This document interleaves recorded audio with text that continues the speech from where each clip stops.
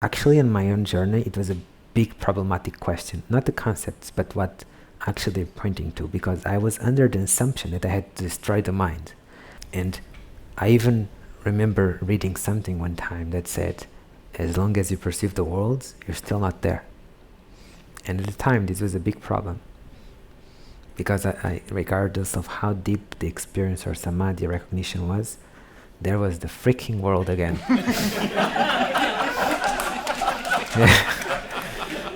So, hello, Av. Nice to see you in this reality. Which realities have you been in? Yeah. So I would like to ask you if you can clarify some concepts, because in your books and in the talks we are using words such as me, and we're also using mind, and we're also using ego. And my understanding is awareness is the screen where all this happens. But for me it's not clear if there is a difference between ego and mind. There seems to be, because in the books you say the ego is kind of the thing that clouds from the enlightenment or the pure awareness experience, so that when the ego is gone, you see, oh, there's the sun. But you also say that you can still have thoughts, and so there's still a mind. So what is this mind, and what is ego? And there was egoic mind, and you know, who's right now trying to find enlightenment? Is it well, it's me, but when I say me, is that me ego, or is it also mind, or is one inside the other? You get what I'm talking about? Yes, thank you. That's a multi-layer question. Multi-layer guy. Yes. So first and foremost, before we go into concepts, we have to go into direct experience, no? Okay. So you are present here, right? Mm-hmm. Yes. So that's evident to you. Yeah. Okay. What about the mind? Can you find the mind? No, I understand mind as a, like you say, the weather, a lot of thoughts, and then we say, oh, I have a mind. It's a representation of an agglomeration of things. Yeah. Exactly. What about the ego? Can you find any ego? It would be the same. Okay, exactly. Okay. So this is a very important question. And actually in my own journey, it was a big problematic question. Not the concepts, but what actually they're pointing to. Because I was under the assumption that I had to destroy the mind. That I had to go beyond the mind completely, annihilate the mind.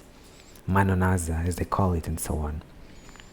And I even remember reading something one time that said, as long as you perceive the worlds, you're still not there. And at the time, this was a big problem. Because regardless of how deep the experience or samadhi recognition was, there was the freaking world again.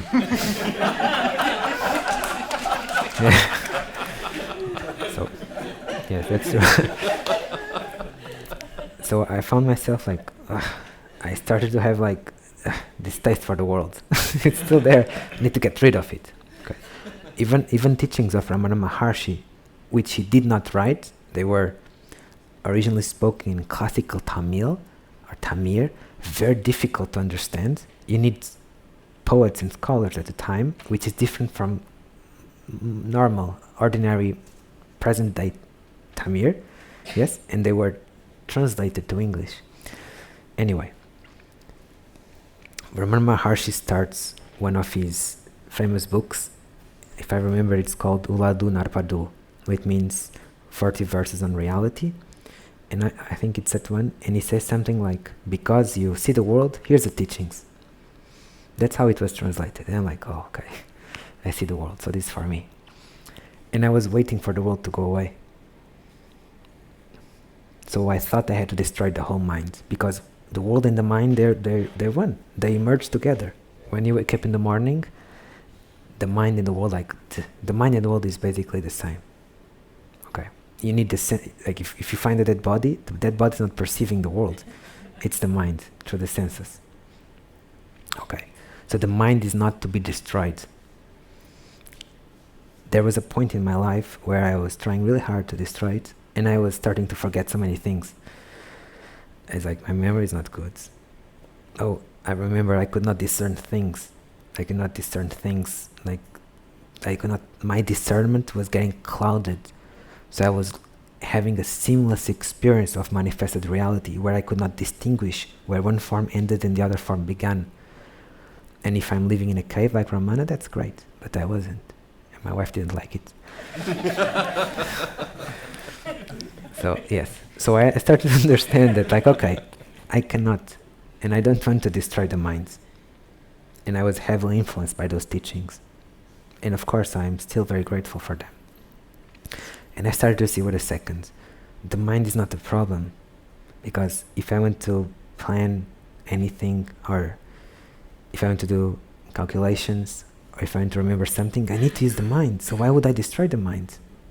So I said, okay, so I'm not destroying the mind. So the problem, what is the problem? The problem is the idea, the belief, deep-rooted belief of being a separate being. Of being, or under the assumption that I am separate from everything else, and I need things to fulfill myself, and I need to stump over others, or I gain, someone loses, like all these mind games. Who creates those? That's what I call the ego. The ego is not arrogance, like, oh, he has such a huge ego, like a football player or something. No, that's not what I mean by the ego. It's a sense of I, and that's why sometimes I call it I-ego, which is a sense of individuality.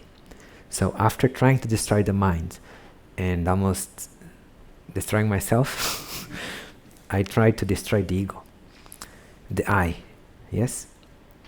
And that made me very impersonal, which was a very challenging time. Not for me. For those around me. Imagine we have a spectrum of very personal, like someone that you just say something and they take everything at face value. They get angry about everything. They get upset. They get like everything is like real for them. And someone like Ramana. People would go there, they would tell them like 3 hours speaking, they would cry, and Ramana's like,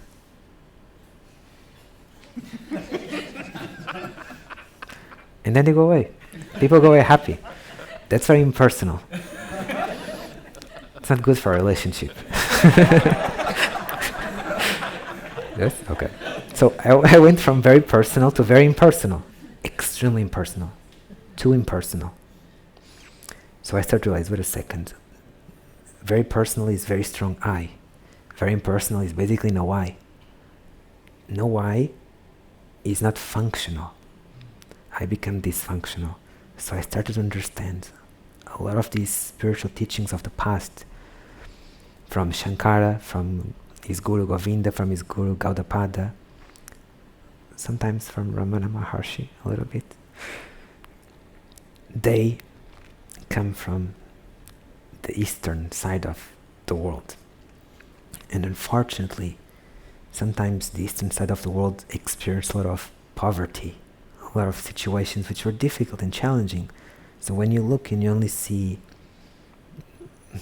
misery to some extent, you want to escape. You want to go from personal to completely impersonal, from Jiva to Shiva, to Parabrahman as quickly as possible. Yes, that's where I was headed. But thankfully, I had a family and I realized it's not compatible, it's not functional. So I started to understand that there's a habitable zone. It's like if you're in Venus, you're too hot, no life, no physical life. If you're in Mars, too cold. Earth, just right. But there's seasons, so it's not fixed. There's some space that can move. So if there's this very personal, very impersonal, I'm typically like here, and sometimes can do a little more here, and then a little bit more there. So it fluctuates, it changes. So I started to understand, okay, I don't even need to destroy the I. And then I called it at the time Transcendental I. So that the I that believed that was an individual being subsides, and now the transcendental I that knows everything is one. Yes? So I didn't want to destroy the mind. I didn't want to destroy the I just wanted to see things clearly. In the process of trying to destroy a plastic flower, I could end up destroying the real flower. So I understood, okay, I don't need to destroy the ego I don't need to destroy the mind. I just need to see clearly. And seeing clearly, what is false will fall away. It will completely dissolve. And that's how it was to me. Of course, you can have profound experiences, I-less experiences. There's no I. And you can live in the world without any form of I. That's true, I've done it. But it's not functional. So, it's like when a wave comes to a beach and then it leaves, it seems to leave like the mark of a wave. It's not a wave, but there's the mark of the wave, yes? So there's no I, but there's this ghost I. this resemblance of an I is just for functionality. So your question about the difference between that is, the mind, in my perspective, I would use it, depends on the context, okay? But like the functionality that allows you to do things in the world, to think, that kind of stuff, right? Oh, and by the way, people want to destroy like the thoughts. So again, they want to go from a lot of thoughts to complete thoughtlessness. But thought is a representation of the 5 senses in the mind. It can be useful. If you want sometimes to do a children's book, you can use imagination, and that can use a little bit of thought, and it's totally fine. No one would say, I hope I get blind when I get liberated. So why do people say, I hope I am able to have complete no thoughts forever? No, it can be useful too. So not even thoughts I'm trying to destroy. I'm go beyond the polarities, thought, no thought, you go beyond. And when you go beyond, it doesn't make any difference if there's thoughts or no thoughts. They can be a tool. The problem has never been the mind. The problem is that there's something there that seems to become your master. But if it's a tool that you can use, that's perfect. So the difference is very clear, I would say, no? Hopefully. I understand what you're saying, and at the same time, for me, I still lack to, or I would like to, for example, to understand. Let's say in your example, now you are, can we say you are awareness? We are. But you are also your mind and its experience with your body. Is it both things? Yes. Is that the way to see it? You could say so, because first we want to transcend the body, and then we bring the body with ourselves into enlightenment instead of discarding the body. That is an intermediate stage when the body is discarded. The body has never been a problem again, just like the mind isn't a problem. Mm-hmm. So you first leave everything behind to find that, but then you realize that that is not separate from anything. So it's just the way awareness manifests through this body. The same awareness manifests in a different way to your body, to everyone's body. Even all the so-called enlightened masters of the past, they all have different personalities, different quirks, different modes of expression. So the way truth and reality manifests will be slightly influenced by tendencies, and that's exactly what's needed for that specific vessel. So yes, you could say so. Yeah. So that's why transcendence is important, but immanence is also important, and both come together. I've been very dysfunctional, and I have to confess, even when I wrote Beyond Shiva 9 years ago, like a few months before that, like 6 months before that, was the pinnacle of my dysfunctionality. And by dysfunctionality means that I was not aware of any world. I was going through life totally unaware of world. It's just like I saw awareness everywhere, as everything. Like I could not function.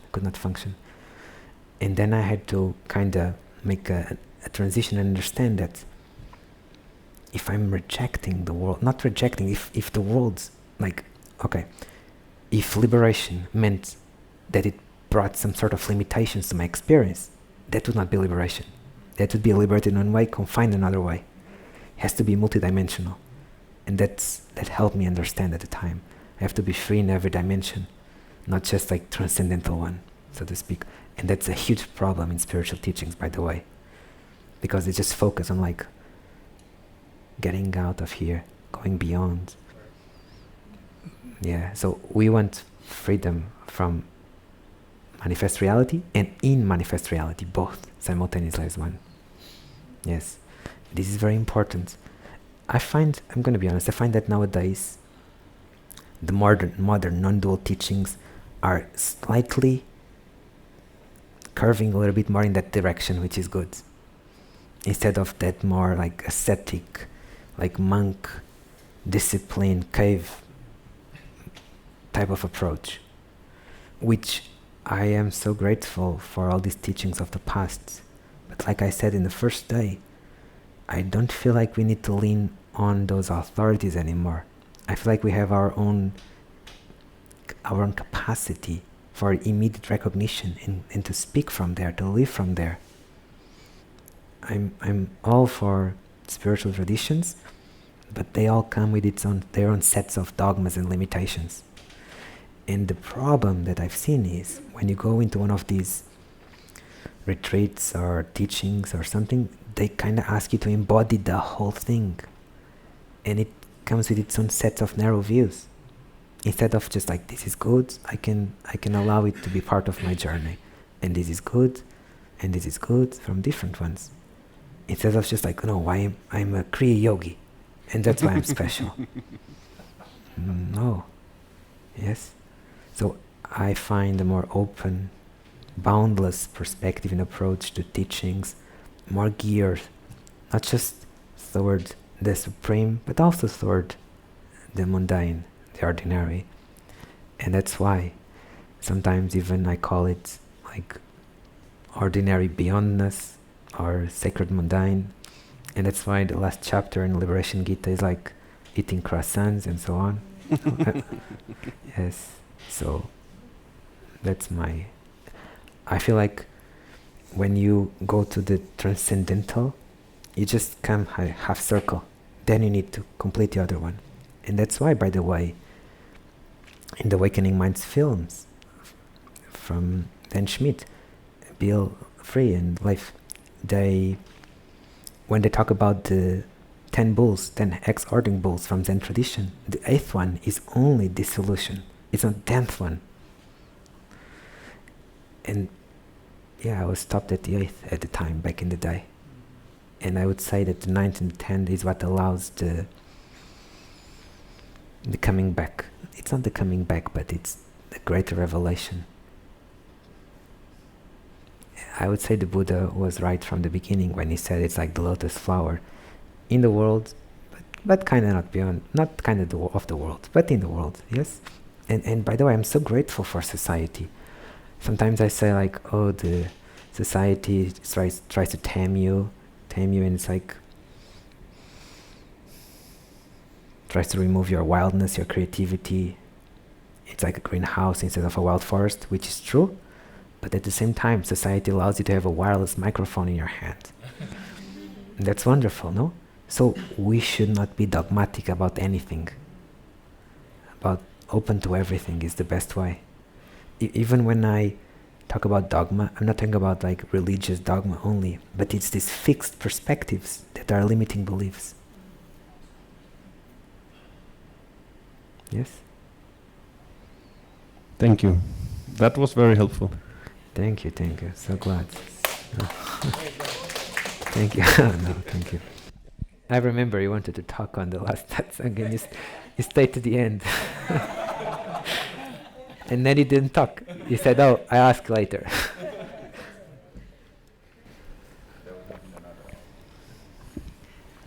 So, if I understand this right, Oh,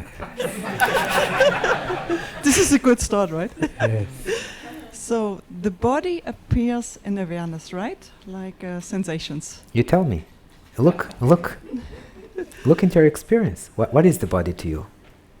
The body to me is like I always thought is this what I That's can- clothing. That's clothing. If I go beyond the clothing. We don't want. Okay, so you're talking about skin. Okay, let me ask you something, okay? So, if I put virtual reality goggles on you, and you see a virtual reality body, is that the body as well, or no? Just a projection of it, right? Okay, so what is a body? When you're dreaming, and you don't know you're dreaming, and you see a body, is that the body? You don't know you're dreaming. I don't know I'm dreaming. Okay. No, you don't know. I guess not. It's not a body? How do you know? At the time, how do you know at the time? I know in hindsight, you look back, of course not the body, it's the mind's projection. But at the time, how do you know?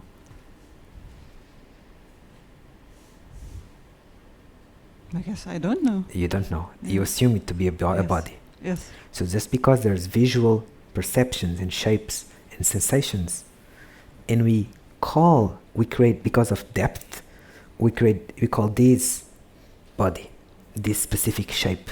If I lose my arm, is it still a body? Or no? Yes. If I lose 2 arms, is it still a body? When does it stop being a body? Yes. What is a body? So you start to see that the idea of body is not something that's actually concrete. Yes. Okay, so now your question. I guess that makes it, because sitting here with all of you in this energy field, you know, there's like, I guess, sensations in the body, something what I can feel. You know, there's something like moving through the body. It moves through the body. Yes. So. Yes, sometimes we could call it, for example, Shakti, which is how the ancients called it. It's like this energy of aliveness coming even more alive in you and making your body move in different ways, spontaneously. The great Indian sage Ananda Ma, when she was young, she had so many of these experiences. She was almost in a continuous state of spontaneous kriyas, as they called it. You know something funny? Sometimes back in the day, not a lot, some people had these spontaneous movements, and others like looking, And then they started creating practices that were imitating these spontaneous movements. But this is energy coming alive in you. It's great. Yes, so is this, could I say then, awareness which experiences that way through the body?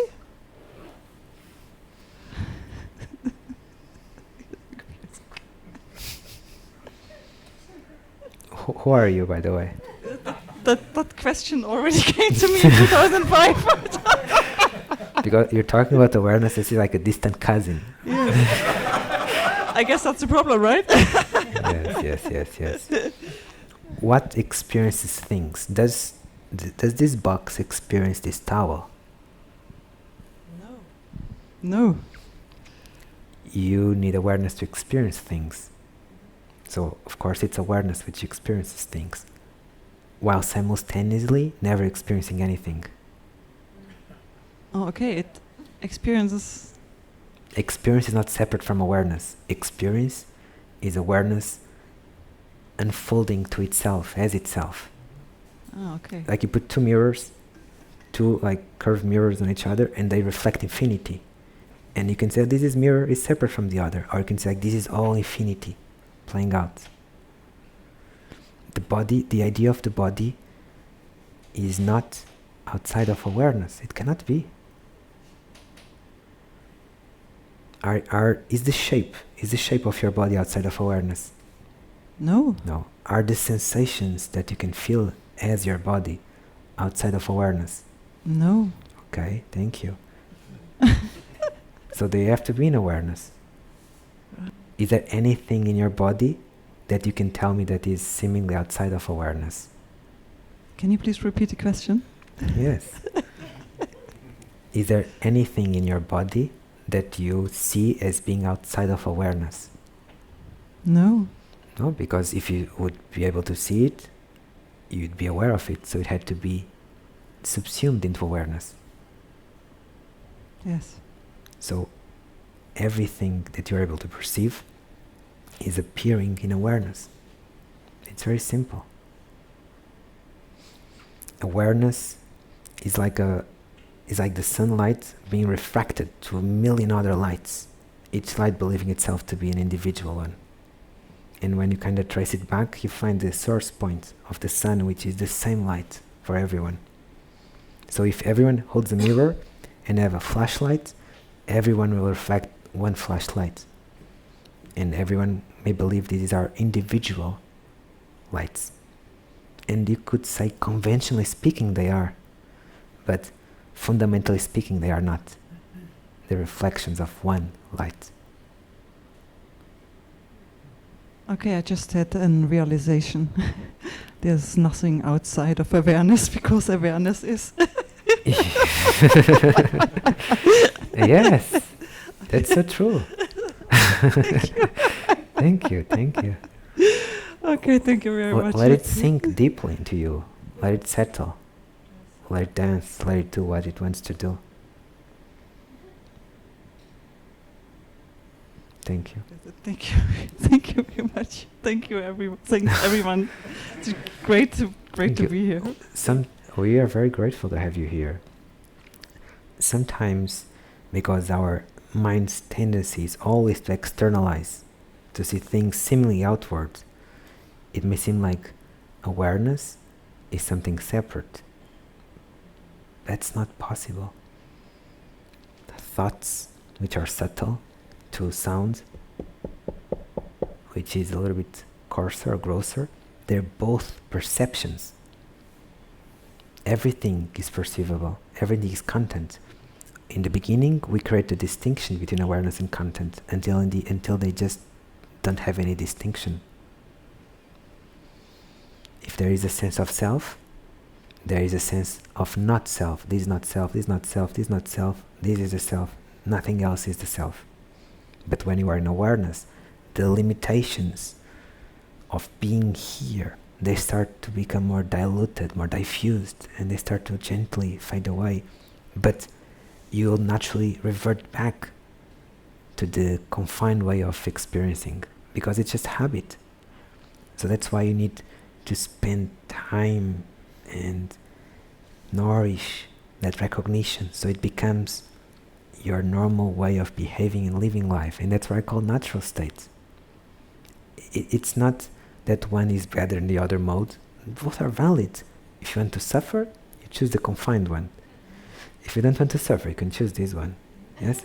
But I'm not even rejecting the confined mode. It's just a valid mode of being, which is prevalent throughout the whole world, by the way. As I said this morning, humanity, how much time is it spent paying attention to their own awareness? It's a life of zero. Very zero. And this is the most evident thing. They wake up in the morning and there's like the world. Thoughts, I have to do something, I have to eat something. And then so you're paying attention to maybe the ceiling of your room. And then what you have to do. Then you go wash your face or something, sensations. So externalize the tension all the time. And then you go to work, and maybe the work requires mind processing, for example, and you're externalized. Perhaps if your work allows it, you have a moment where you get into kind of a flow state where you're more focused and you don't experience as much psychological time. But you're spending, I don't mean you, generally humanity is spending the whole time just externalized all the time. And then they spend 1 minute. If they're spiritual seekers who know non-dual teachings, they spend 1 minute in awareness. And they say, why did I lose it? Because 23 hours, 59 minutes almost you're spending on everything else. So that makes it quite hard.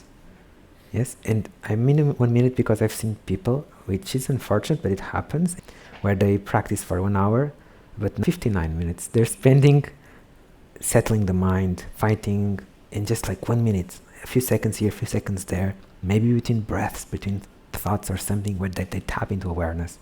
But it's so meager that it's just not the normal way of being. When that becomes the normal way, the natural way of being, that's what I call natural state. That's what the ancients called sahaja samadhi, which means natural state. It's not an elevated state. No, it's very natural, very soft. It's not even an ecstatically blissful state. There's laughter and smile, your heart is happy. You are still sometimes with some conditioning, some thoughts, and it's okay, but it's like there's this perfume all over you. You can get dirty, if you're a farmer you get dirty, but this perfume is still there to a certain extent. So this natural mode of being, it's possible, yes, but most of the time spending time in awareness may not be enough, because we need to dismantle the wrong premises that we have, and that's perhaps the biggest obstacle, because if from the get-go our assumptions are wrong and we'll build on top, it's hard to make progress. So your question is good, because all your questions are good, because we're trying to dismantle these deep-rooted conditioning and vasanas and beliefs that we have that prevent us from seeing the truth, and most importantly embodying the truth on a daily basis. Because liberation is not really about seeing the truth, it's being the living embodiment of the truth. And this is a big distinction. Everyone can have a profound recognition, but then they subside back to old conditioning. And I've seen it oftentimes all over the world. So it's important that we are able to embody the truth. Or I would say it better, the truth is already embodying us. We need to stop preventing it. Yes, it's already shining. We just need to kind of allow these clouds of ignorance first to become less dark, less thick, and then they kind of get out of the way and the sunlight just shines. It's rather simple. Yeah, thank you very much. So the wave is not separate from the ocean, right? Absolutely, yes. Okay. Yes, and they're big waves. Oh yeah. There are small waves. There are waves with a lot of foam, and waves with no foam at all. And there's just the ocean waving. If you see it from space, like it seems like extremely still. But it's only when you go closer you see all these waves. But they're still part of the ocean. Underneath, it's very still. If you are trying to make the surface completely still, you would be trying to manipulate the experience and resisting it. But if you understand that underneath, deep down, it's already still and calm, then even if on the top, on the surface, there's some restlessness, there's something going on, it doesn't affect you. And from that place, you can naturally, effortlessly allow the waves to calm and gentle. It's like you're not trying to calm the lake with your hands, because that itself creates more waves. I think it's starting to sink in. Thank you very much. Wait a second. You think it's starting to sink in? That already is again. Yeah, you need to get wet, because it needs to sink completely. There's the lake over there. Jump into it. Yes? I'll do that, thank you. Thank you. Sometimes if we are on the surface and we are a wave, we see different waves. Blue waves, white waves, green waves, yellow waves, and we see all this multiplicity, and it's beautiful. It's beautiful in itself. If we come below the surface, we see only the vast ocean, unity. One perspective is not more valid than the other, but one is more peaceful, more joyful, more freeing. So we are not rejecting what goes on at the surface. We're just trying to settle deeper, and still we can kind of flourish to the top of the ocean, to the surface. And I would say this is a big difference. Instead of trying to make the surface like the bottom. It will never be like the bottom. Because the surface needs waves. The wind just pushes the water there, and that's totally fine. The wind itself that creates the waves can bring nutrients and stuff from one side to the other. It helps the turtles go from Australia, New Zealand, or whatever it is to elsewhere. Like it is just so helpful for the ecosystem of the world. So in the same way, we're not trying to stop the waves. No, futile endeavor.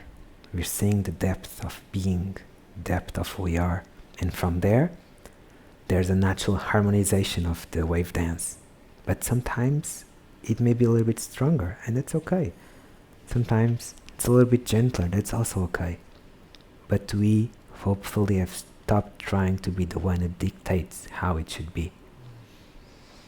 Because if you're a sailor and you're trying to dictate the ocean, it's going to be a very hardest journey. You're going to get run over by the ocean. If you go to the ocean, it's the most beautiful thing. The sound waves, the colors, the air, the aroma, is just so purifying, so beautiful. The most gentle thing, but can also be the most aggressive thing, the most difficult, the powerful, like just takes over everything. That's the ocean. And sometimes on the surface, we are a little bit more effervescent, sometimes a little more soft. They're both fine. We just come from the depth of being.